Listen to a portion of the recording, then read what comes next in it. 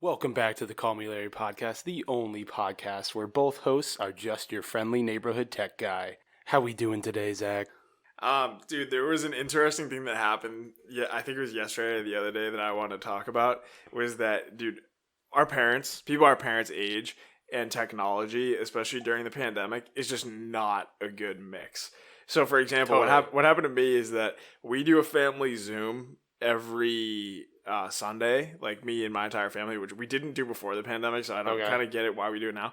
But the login has never changed. It's been the same email, same login, same everything the entire time. Yet, without fail, 30 minutes prior to this thing happening, my mom will get a call from one or more of my family members asking what the login info is. And every single time she's like, it has not changed. Just go find the email. It's the same thing you used last week. So frustrating. Older people are not doing well with the need to use technology right now. It's wild. Yeah, it's crazy how a bunch of companies had to pivot to use online resources such as Google, Microsoft, and Zoom to be able to do meetings and see each other where they've never done it before. And that makes sense. But something that might surprise you is I was with my sister, and she's younger than me. She's 4 years younger than me. So she's 21 right now. I was trying to help her. We were trying to sign into one of her accounts or something.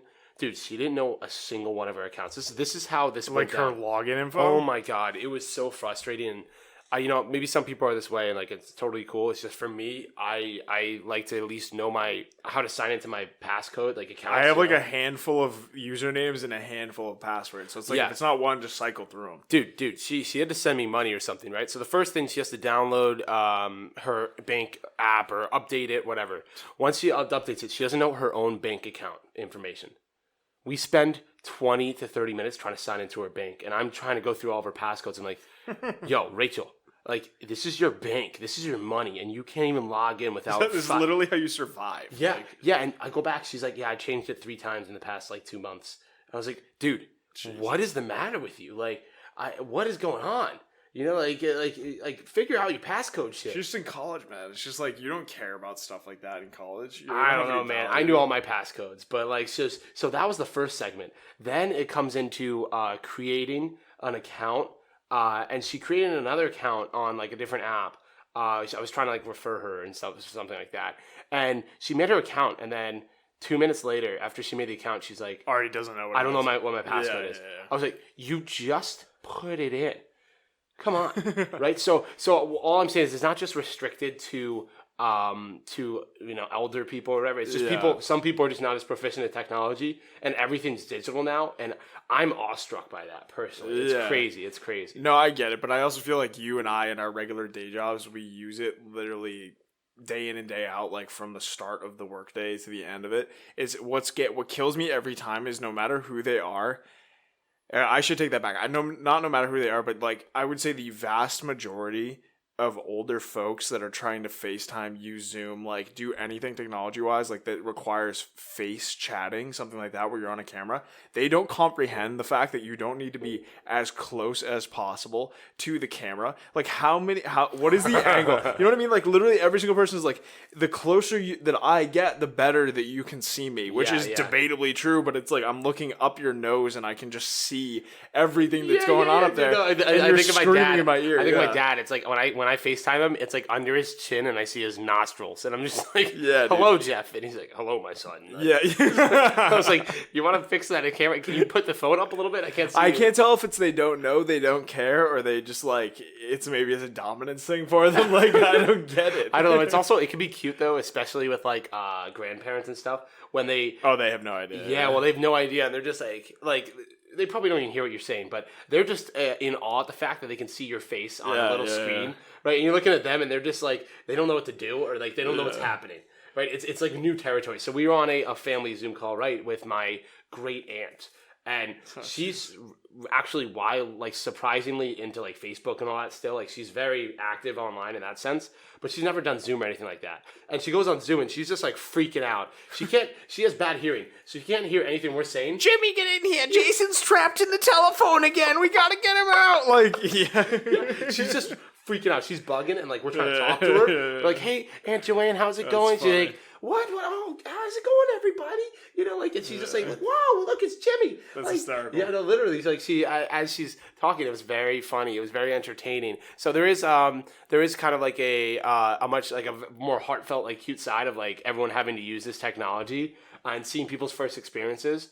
I also, when I was younger, used to work at a local library as a technology helper for senior citizens. So it was like a charity work where it's like I go in and I help senior citizens like get pictures of their grandchildren and like get their computers configured that they got as presents from their kids.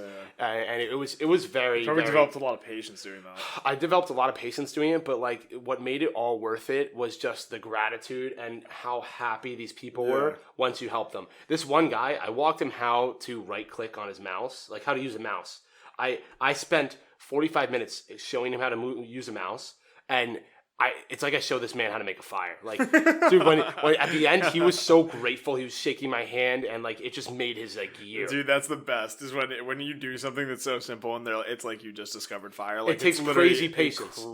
Crazy patience. So I gotta ask you though. That kind of leads me into something else that we've actually never brought up here. Was that I don't know if it was work study or just a payroll job at school, but you can tell us, was working at the IT desk at our college, where you would have to exactly that, help people with their different situations of like the cloud services, maybe their computer, whatever they do. I know I went to you a couple times, but it was more of just like hey, this looks like it's boring as hell. You want to help me with this instead? But how brutal was that sometimes? Again, it's all about patience, right? And I personally am and you are too, a very technologically savvy person.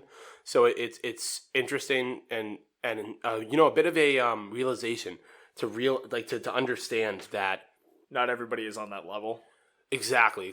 And this is why something like Apple is such good technology, because it doesn't matter if you're a IT or, like a tech veteran or a grandparent that just got their first phone. It's relatively user-friendly, right? So it's a bit of a wake-up call in the sense it's like, wow, like technology doesn't only need to be built for me, but it needs to be built for all these other people and work with them. And I understand, because other people, technology isn't the make or break in their career or the success. Like, like they could have, think about, there's so many people that aren't doing work that's related to tech, right? And it's like, so I understand the fact that there's a knowledge gap. Mm-hmm. But working at that IT role really did help me. And I like to refer to myself as the friendly neighborhood tech guy. Right, and I'm always ready to help people. When have you ever referred to yourself as that? No, I'm like the Spider-Man of technology, right? Yeah. I come in and I'm just like, yo, I'm just your friendly neighborhood tech guy. Like, I got you. Someone can't log into their account, so you break into their house in the middle of the night and get them in. Dude, that's what it sounds like. Dude, no, you're not a bad person, but you're just there to help. But it's like someone I met at like a coffee shop. I told them, it's like, you need any help with tech, just let me know. And they're just like, okay. Dude, that would. And it's like, wait. So they met me at this coffee shop, right? And then later that night, they're on their phone and they're having trouble updating their phone. And I just crashed through the window. That's what I was going to say. Yeah, I was like, I got you. And I snatched the phone out of their hand and updated it. Well, dude, that would be a hilarious bit too, right? Because it's like the Spider-Man. So Spider-Man's super like agile, super athletic.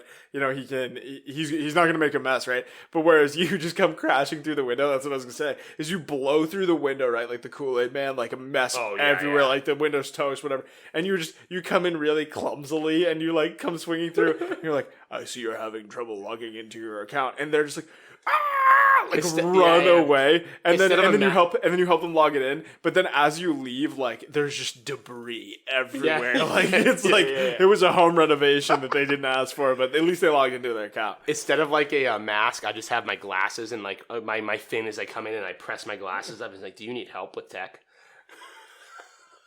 Hi, my name's Jason. I'm here to help you log in. Why didn't you use the front door? So no, I'm not gonna lie though. I really loved helping everyone, and I got to talk and meet a ton of people, and it was really rewarding. And on top of that, helping ladies with tech. Yeah, I knew you were somehow, like they were so grateful, and I got a good amount of numbers and a couple party meetups through that. Yeah. Oh yeah. In college, bro, like guys, low key. For all you in college right now, like get an IT job, because you're gonna work that desk, and when you help that girl that has been working on this essay and can't upload it, and she's about to lose her mind. She'll be so grateful. And you saved the day. Yeah. She's going to be grateful. That's funny. No, I mean, but like you do have a good point there where I think I see it more in older folks too, because kind of the business that I work in, we have a range of age levels, and so most of the people I work with are very computer savvy because they're required to use it for work, whatever. But when we're on the family Zooms, when I see other people using it, it's really funny to me because you start screaming at the telephone. Like sometimes you just don't, if you don't know how something works, you're just gonna do what you think is right. But like because of the nature of that thing, that entity, the technology itself, you probably don't need to do whatever you're talking about. But I was thinking the other day about how every time I get in and out of my car, or I guess back into my car from doing something in public, like pumping gas is a good example, I always, sanitize my hands with the little bottle that I have in there. And I think about it, I'll probably always do that now because I never thought before, in the past when I was always just pumping gas, it's like how many people have touched that handle? It's outside, it's a gas station, it's not exactly the cleanest environment. How many germs are now in my hand? That I really should probably clean that. I should wash it and like avoid any kind of sickness that I could possibly get. Yeah. No, I think the big difference is that yes, the world will still be a bit different for 2021, but we're gonna be able to do a little bit more socially, moving into like the summer this year. Yeah, right. Sure. So like I think about how everything's slowed down and outdoor stuff and businesses shutting down then opening up again and having to accommodate COVID kind of restrictions and stuff. And rules and regulations. Now every business that's still open at this point is gonna be COVID friendly, right? So that's the thing to think about. It's like all of the businesses that are around now coming into this summer, they will know, they'll have it all down. You'll be able to go to outdoor bars and have a lot of fun. Like I'm thinking about in the city that I'm in right now, I'm seeing that just towards when it started to get cold, businesses seem to get into a groove where they had really sick outdoor setups. Yeah. And like I'm saying, like they're building full cabins. There's TVs. There's party areas. Like it's really cool, and it's also again COVID friendly. I'm thinking that now moving into the cooler, warmer weather again, when that's gonna pick up again, it's gonna actually be really awesome. And it's going to be an awesome, it's going to be a sick vibe. Out, yeah. It's going to be a sick vibe because everyone's there, knows what they're doing, and they're ready to accommodate it. That is a good point. And so I think that'll definitely help the situation going into next year. Do you need to do another one? Dude, no, just...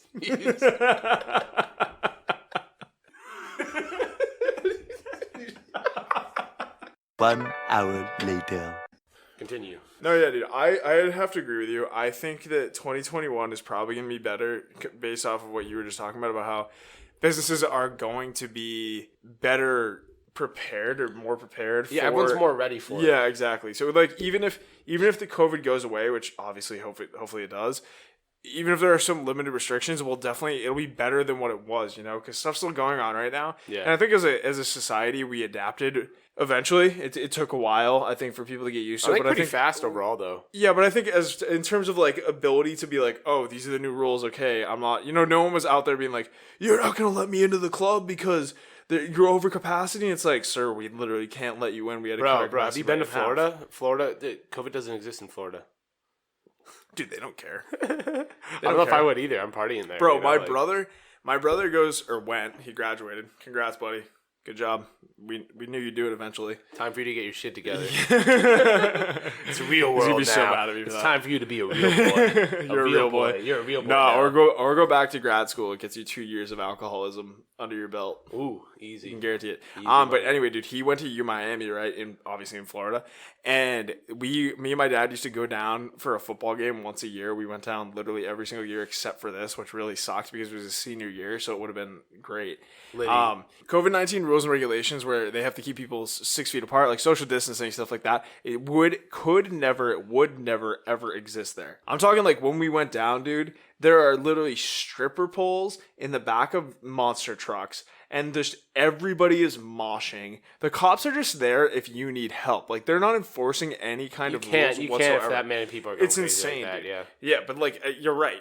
It does not exist in Florida. That's why they just had to shut certain things down. But, I mean, that all that aside, I think it'll get better, and it'll be easier for us to, understand the rules and kind of work within our limits and have more fun for sure. Yeah, it's a year of change for everyone, but I think everyone's trying to like have a good year, right? I think that in this scenario, I think people can carry this year into making it a good year. What I mean by that is that yes, everything might not be perfect, but I think people's mentality will change, and because of that, everyone will make this a better year. We will all make it a better year. Yeah, no, that's true. For ourselves and for each other. But so, what do you think that they're going to write about in the history books? Like, we were watching YouTube's year in review, is that what it's called earlier? Yeah. And they're talking about all the people who passed away, like Rip Kobe, Chadwick Boseman, all those different people. I'm missing so many, of course, but, God bless, and it's really too bad. But what do you think the history books are going to say about this year? Is it literally just one chapter, and the whole thing is just a massive text? It's like 20 pages, 20 pages. It says, this sucked, move on. Like, they don't. What are they going to write about it? I don't think they cover a lot, right? I think it's just like it was a pandemic this year. This happened, and that's it. Closed book. The reason I say that is because it's got to be more than that. Well, you say that, right? And I guess there'll be some deep dive books, but if you think about history text so far, all of World War II in history books is a chapter, right?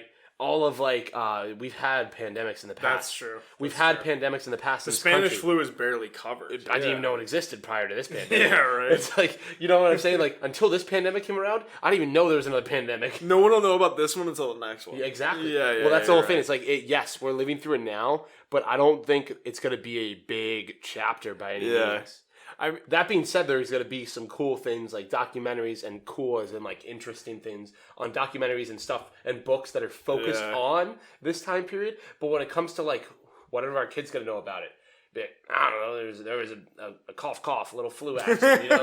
It was a spicy flu. It wasn't that bad. It was just a spicy flu, and everyone that was when masks became cool to wear. Yeah, right. And then now they're wearing Louis Vuitton and Gucci and whatever else. Yeah, that's actually wild. Too. Dude, do you ever think about how? So, like you just said, the World War II, like all those wars, they're just a chapter, right? So it's on the writers of the history books that you're going to be reading in school to kind of get all of that info dialed down into a handful of pages that you're going to learn about, and that's basically your benefit, or not your benefit, but kind of like that's your basis for what you're going to be. Every time you talk about World War II, every time you talk about this pandemic, every time you talk about something in a history book, you're referencing whatever they wrote. Do you ever think that we trust them a little bit too blindly? Like, they could just put in whatever they want and be like, well, the book said it, must be true. Yeah, 100%. I think this quote's pretty famous, right? Or this this way of thinking there. But history is written by the victors, right? That's true, yeah. So I personally, I take everything with a grain of salt, and when it comes to political views, I'm very center. I don't lean to any one way, right? And I'm just very open, and everything I look at, everything I see, I know it's not the full truth. And that's just across the board, right? And that's just how life works. Two sides to every story. That's what I'm saying. Exactly. I see the thing as there's two sides to every story. So I have to take everything with a step back and look at it from the bigger picture, for me personally. And all in the end that I can really see is like me and my personal life and things that happen there. So everything when it comes to history and all that, I know it happened to some degree, right? But I don't really know the whole story. I guess that's a good point too. But do you that's ever just think... my mentality, and I don't. That's not right or wrong. It's just how I see it, and that goes for everything I do. I'm like, there's more to this. Yeah, no, I feel I'm only seeing a part. Something I was thinking about the other day though too is like, you, regardless if it's in a history book or not, just if it's written down somewhere, if you hear it online, like it doesn't really matter. If you put any, like, you could just put someone's name after anything, like, it's lit, bro. Thomas Edison. Like, you know what I mean? Like, you could literally say whatever you want. It's like, no cap. Ben Franklin. Dude, I didn't even know what that meant until recently, actually, which is wild. This younger guy was in a meeting, and he said no cap mid-meeting. I was like, all right, hang on. Am I getting old, or is that a thing? Wait, they were in a work meeting? The guy was in no Dude, cap. I was in a work meeting, and I was I wasn't mid-presentation. I said something, and then he just goes, no cap, man, no cap. And I'm like... Yeah? Like, what does that mean? Apparently it means no shit. I I didn't know it.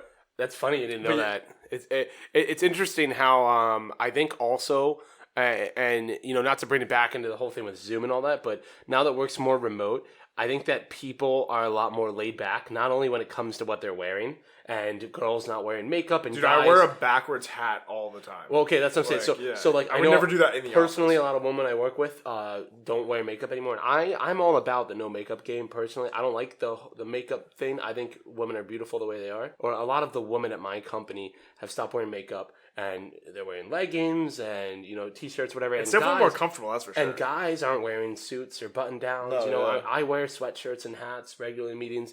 I think along with that, the actual work lingo and dynamic has changed to be more casual. Yeah, no, for sure. Like obviously you have the same thing where you have kind of an instant messaging that's meant just for your company, where whether it's IM, Teams, Zoom, Dude, we Slack. straight text. Our company, we straight text each other. Yeah, it's like texting. We're using lingo. We're LMK. Let me know. Exactly. Like where you at? GTD. Like got to go. So those abbreviations actually originate from stuff like this. It's not just from kids texting. We probably took it, or when we were younger, we probably took it a little bit too far. But that's all about speed and efficiency, right? So true. I don't know about you, but back when we were kind of in more of a personal environment where we were in the office, or we were, over Teams messaging or something like that, we were emailing. I always spelled everything out. I was very polite and everything like that. And then all of a sudden I find myself kind of writing like I'm texting, where I'll be like, ha ha ha, that's hilarious. Or LOL, yeah, I know, IDK, why he did that. Oh, like online and stuff like that? Yeah, exactly. With your coworkers? So I start writing more. It depends on who I'm talking to. If I'm talking to a higher level partner, I'm never going to do that. Yeah. But if I'm talking to someone who's closer to my age, who I'm more on the same level with as far as role, I'm going to talk to them or literally type to them like I text, like I would do to you, Yeah. And what I think that boils down to, and I'd like to hear your opinion on this, Zach. When you're wearing, let's say that when you're wearing a suit, you're not going to be talking necessarily casual, right? When you're in an office, you're wearing a suit. You feel the suit, right? Like that, you feel it on you. And if you haven't noticed, people, and for me at least, and when I've worn a suit, people open doors for me. People notice me more, and I feel like I need to present myself in a certain way. Sure. Same goes anytime I dress up, right? Now I'm dressing down, and I'm dressing in pajamas and the kind of things that I dress in when I'm trying to relax and hang out with friends and such. Sure. Right? Just chill on the couch. So what I'm thinking is that a part of our personality and the ways that we present ourselves are based off of the clothing we wear and the type of situations that we wear that clothing in. And now that we're wearing that casual like clothing, I think that's where it's becoming a lot more casual conversation. So I can totally relate to that, and I have two things to say on it. One was which, as you know, I ran out today to grab us a 30 rack from the store that's not that far, but it's really damn far when you're lugging the rack back. It's fast on the way there, slow on the way back. Yeah, and you got a 30 rack just in hand. Grit your teeth and bear it. But I'm dressed like a homeless man. I'm literally wearing like my sneakers. I'm wearing joggers and like a big bulky coat because it's pretty cold out here, and a beanie on my head. Like I literally look like I can live on the street. And then I go into the liquor store, and we're talking like it's a Sunday. It's literally Sunday, and people are going to bars and whatever in the area that we're at, and like I see so many people that are dressed up really nice, like ready to go out, ready to like be in a social scene for whatever reason.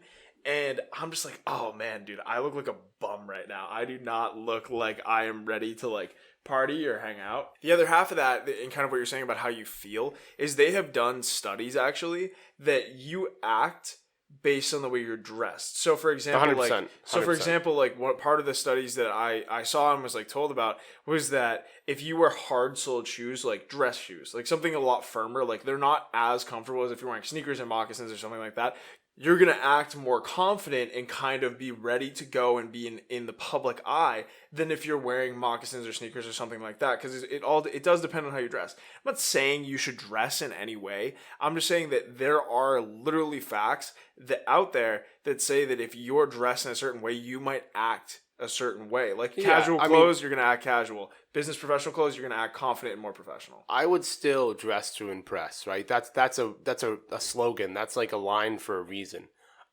Because when you dress differently, there are other changes. Because it's a subconscious thing, right? Where it's like in the back of the mind, your mind, you're dressed up and you should present yourself a certain way, as well as everyone around you can see you differently. Like a person dressed up versus a person in sweatpants and sweatshirt, it gives very different vibes. And back to when I was first interviewing for companies, my dad and mom took me out to get a tie from Brook Brothers, right?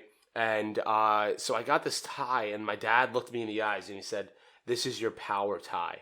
And he said, you're gonna kill your interview." And I wore that tie, and I killed the interview, and I work on that company to this day, right? So it's like there is power behind those words. Did you wear the tie to the other interviews? That was the first. No, they bought it for that interview. Really? It was a company that cool. I was already in a position where I was like, I like this company. I want this to work out. And my parents are like, you got this. And my mom's like, I want him to work here. Like, this is a good spot for him to land. And my dad's like, I'm going to buy this man a power tie for this interview alone. And I mean, that's not to say I wouldn't have used it in other interviews, but I got the job, so I didn't need to. It's funny that you say that, though, too, because, like, my dad also has a special tie that I think it's probably one of those things that my mom bought for my dad when we were younger. Yeah. But I played hockey, right? And so my mom, or whatever, my dad ended up with this tie that has like hockey sticks, like crossed hockey sticks and like a puck on them, like in a uniform pattern. And he wears it to every single celebration, especially when it's for me, whether I graduate high school, college, or grad school. Whether it's not a power tie, it's a party tie. Yeah, exactly. But the point is that it has a specific meaning to him. And we had this kind of saying in hockey, which you can tell me if this is in other sports, I'm sure it is. It's definitely not patented or copyrighted by ice hockey, but we had this thing where we would say, you look good, you feel good, you play good. Yeah, oh yeah. Yeah, it works for everything. Bro, I did that in paintball. If you look swaggy as hell, we played paintball together in college, and I played semi-competitively at a national level for a little bit. And my biggest tip and trick, and this was obviously you got to know how to play the game, right? Like you don't tell someone that doesn't know how to play the game that, but once you know how to play the game, it's like, dude, you fix that headband, you fix those pants, ball out. You fix that sleeve. Yeah, look good, play good, feel good. That is 100% a thing. For me, the visor was always the thing. It was like the blacked out, like Alvin Kamara's. Oh my god, dude! Kamara, Kamara looks so filthy with that. With the dark visor, and he has his teeth. He has his grill, and that shit's shiny. Like it's probably a mouthpiece. I think it's a mouthpiece. A lot of them wear a mouthpiece grill. But like what I'm saying is that like that's sick. Yeah. He looks scary. Dude, DK Metcalf literally has a baby binky as his mouthpiece, and it's the funniest thing to me. He also has the visor, though. He also has the blacked out visor, so it's like, you're scary as hell, but you also look like you're a gigantic man-child. Yeah, but like, I don't want to block you. No, are you kidding me? My buddy from home literally said, I genuinely think that Derrick Henry could run through a human being and kill them in one go, and I was like, yeah, you might be right. Like, dude, I think he could run through a wall. Oh, probably. Yeah. That guy's insane. If he was full gear, I have this wall right here in my apartment. I think he could, if he got a wind up, he could just run through the wall. Oh, for sure. Right through the stud. That's crazy. Yeah, definitely, dude. He could do it. If he got enough momentum. I mean, couldn't do it. We're looking at the room. It's probably, you got 10 feet of, like, momentum to build up? If anyone can do it, it's him. Yeah, definitely. Are you kidding me? That door. If you think about it, he's built to build momentum in 5 yards. If my roommate in college could blast through a door that we had hung in our apartment, he could definitely. No, but think about it. Like when Derrick Henry gets the ball on the line, he's only ever 5 yards away. So that's true. This is him hitting an O line or a D line. Like that wall is not as strong as a 420-pound man that wants Derrick Henry's booty. That wants Derrick Henry's booty. Oh man, that's hilarious. He could jump onto that wall easy. I'd love to see it. Probably, dude. Derrick Henry, let us know if you want to fly. We'll fly you out to Call Me Larry to break through one of my walls. That would probably be my no. We will not fly achievement. You out. We have no budget. I would. No. I'll fly him out. I'll fly him out for that, dude. Are you kidding me? Dude, we've gotten totally off topic, but I actually love this. This is hilarious. Like, stuff like that happens all the time. For example, like Cam Newton.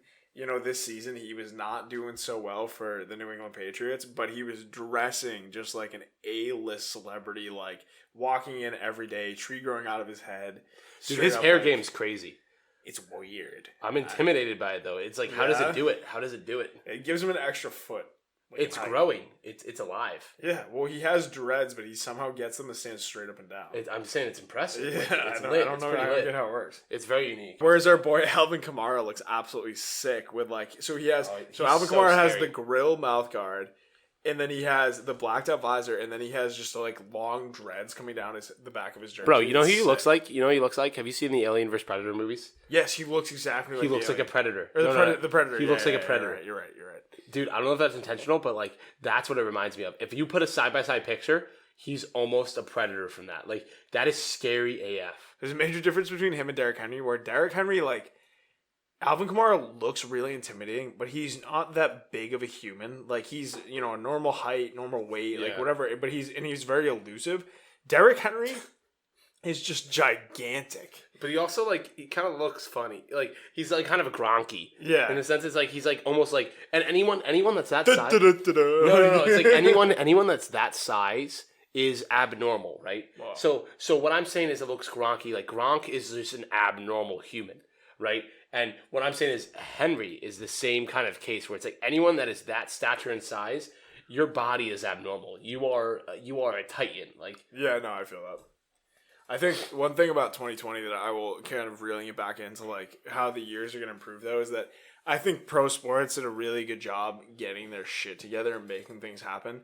I would have been so bored not being able to both bet on sports and just watch sports throughout the year. And I think 2021 will be a lot better for that because now they actually have a plan. They know how it's going to work. Down, like, you can figure it out. I'll say that UFC did the best by far because it was like, dude, 100%. it was like COVID. Everything shuts down. It's like next week. UFC, we're going to Abu Dhabi, and we're having people punch each other's faces in. COVID doesn't exist here. Dana White went, I'm just gonna buy an island.